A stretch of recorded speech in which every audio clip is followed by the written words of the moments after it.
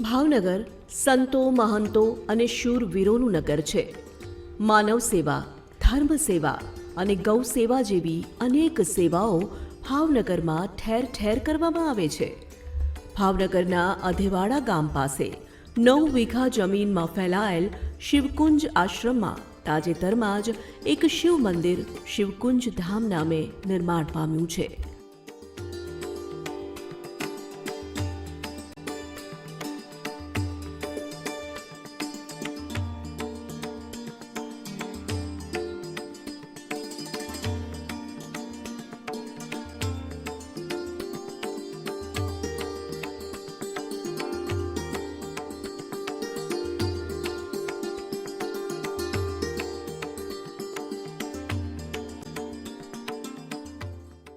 વિશાળ પટાંગણમાં આવેલું શિખરબંધ મંદિર દૂરથી જ નજરે પડે છે.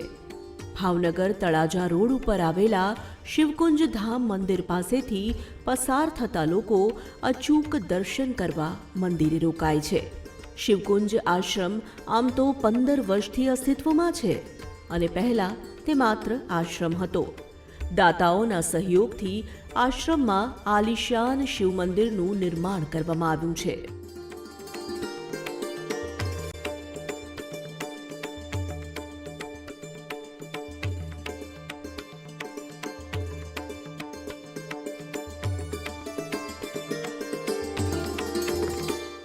આ શિવલિંગની સ્થાપના આ ભાવનગરની ધરતી પર ગૌરવ સોમો. હમણાં જ મેં વાંચ્યું કે ભાવનગર સંતોની સંસ્કારની ભૂમિ છે.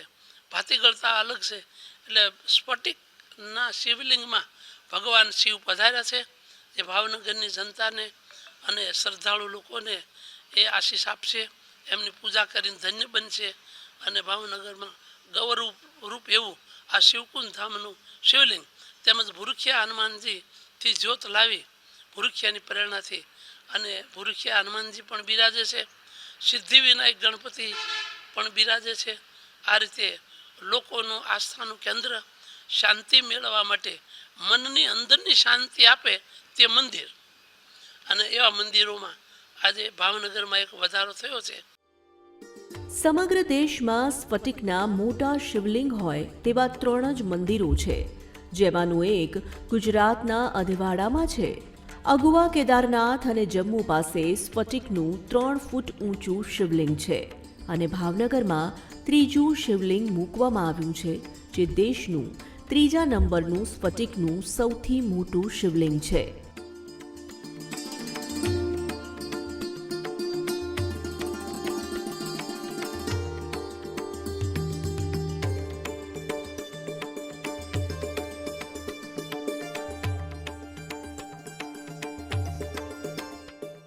અમે રેગ્યુલરલી વર્ષે 2-3 વાર અહીંયા આવવાનું થાય છે દર્શન કરવા, અને ખાસ કરીને આ મંદિર જ્યારે પ્રાણ પ્રતિષ્ઠા થઈ ત્યારે બી અમે અહીંયા આવેલા અને અમે દર્શનનો લાભ લીધો હતો અને બહુ જ સારું લાગ્યું. સારું એવું મંદિર બનાવ્યું છે. સ્ફટિકની જે મૂર્તિ છે, મારા હિસાબે આખા ભારત દેશમાં 3જી મોટી એવી મૂર્તિ છે, જે સૌથી અલગ કહેવાય ને, આપણે સારામાં સારી કહેવી શકાય ને. તમને આમ દર્શન કરો તો એક દિવ્ય અનુભવ થાય એનો, એક રીતે સારી રીતે. અને બહુ વિશાળ જગ્યા છે. તમે આમાં આવીને આશ્રમમાં તમને એક રાહત મળે, એક જાતની આધ્યાત્મિક રાહત મળે. સ્ફટિક શાંતિનું પ્રતીક છે. સ્ફટિક શિવલિંગના દર્શન કરવાથી મનને શાંતિ મળે છે અને આ શિવલિંગને અડકવાથી ઠંડક પ્રાપ્ત થાય છે. શિવજીના મંદિરે નિયમાધીન ગર્ભગૃહમાં પૂજારી સિવાય કોઈને પ્રવેશ અપાતો નથી. મંદિરમાં સવારે અને સાંજે 2 ટાઈમ આરતી સમયે મંદિર આજુબાજુના વાતાવરણમાં સકારાત્મક તરંગો ઉત્પન્ન થાય છે.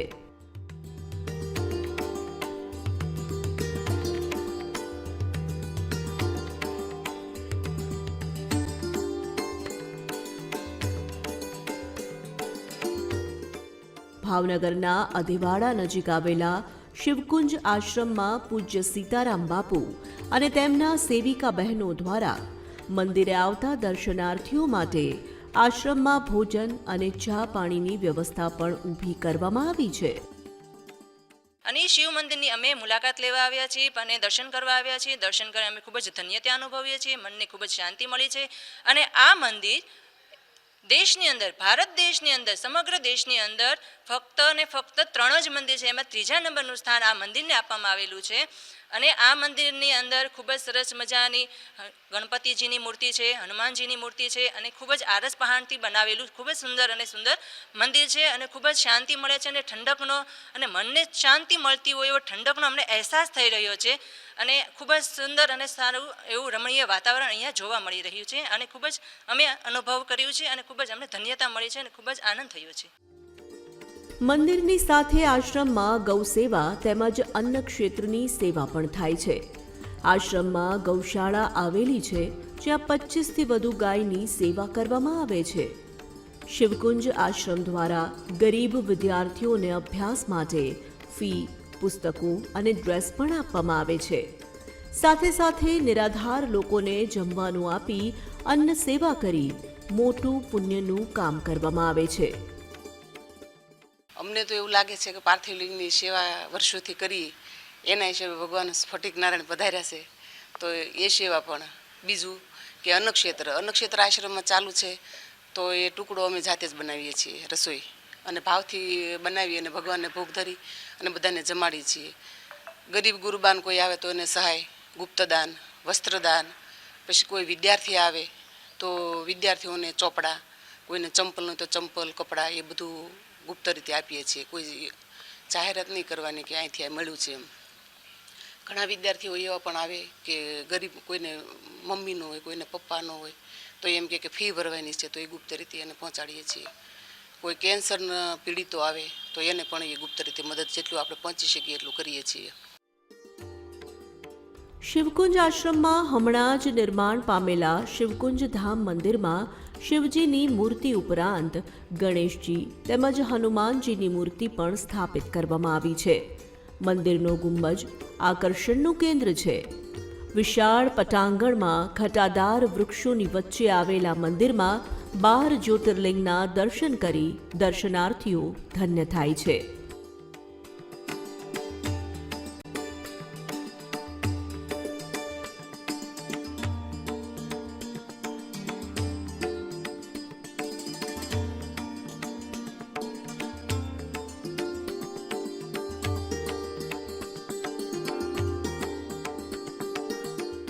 અહીંયા મહાદેવના મંદિરે સ્ફટિકના શિવલિંગના પહેલી વખત અમે દર્શન કર્યા ને ખૂબ શાંતિપૂર્ણ ને શ્રદ્ધાથી અમને ખૂબ આનંદ થયો છે અહીંયા.